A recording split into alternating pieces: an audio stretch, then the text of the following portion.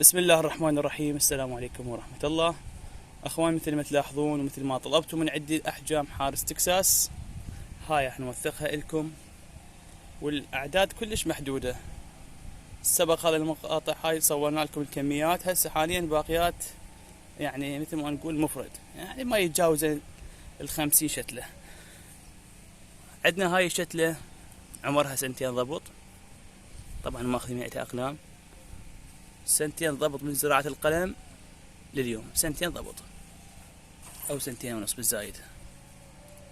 شوفوا الشتلات، هاي أحجام وسندانة كلش كبيرة، مثل ما تلاحظون سندانة 26، وهاي شتلة قدامكم، هاي أحجامها مثل ما تلاحظون. شتلة تريد لها قاع حتى تمشي بيها براحتها، بعد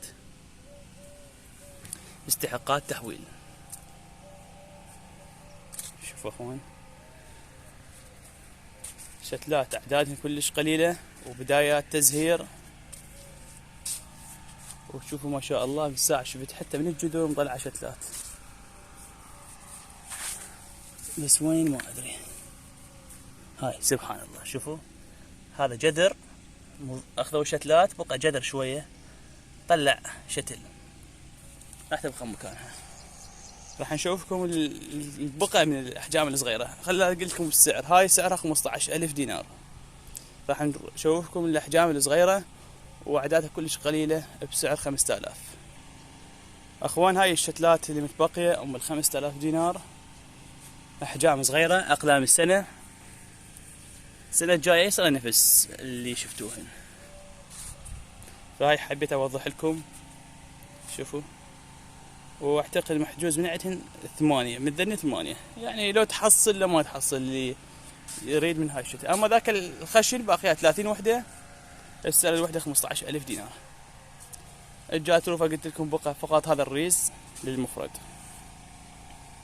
شوفوا هذا الشتلة مالته ب5000 دينار، سندانة 26 واكو 19، ماكو مشكلة بسندانة. هذا تين كادوته باقي من عنده.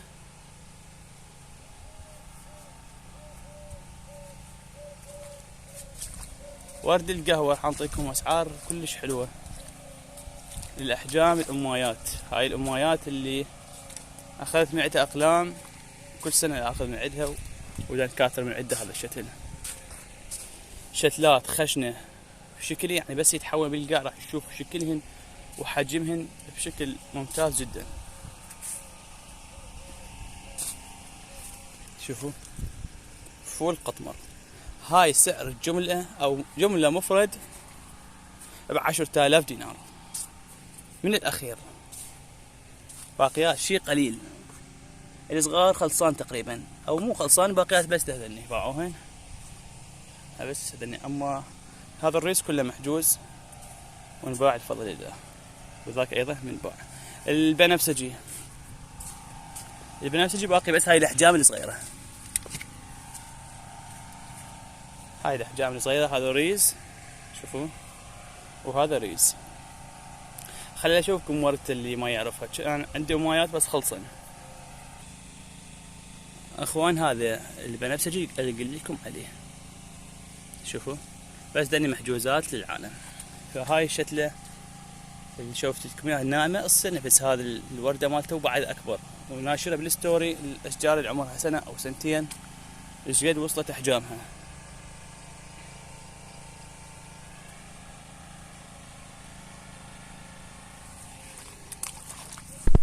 يا الله، أي حشائش نلقاها لازم نتخلص من عدها حتى النبات يمشي بصورة صحيحة. فأخواني، اللي يريد الشتلات اللي نشرتهن موجودات، وذكرت لكم الأسعار. البنفسجي أيضا ما ذكرت سعره، السعر مالته أيضا 5000 دينار. محافظة بابل، مشتل القرية، منطقة برنون. الرقم راح أخليه مثبت على أعلى المنشور. تحياتي وسلام الجميع، مع السلامة.